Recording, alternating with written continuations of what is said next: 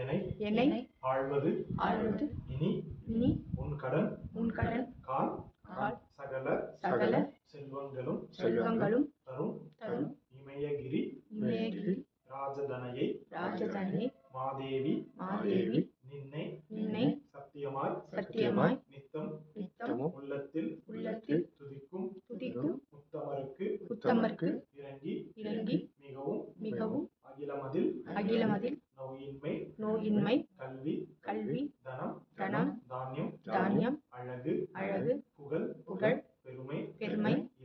இளமை வலிவு துணிவு அறிவு சந்தானம்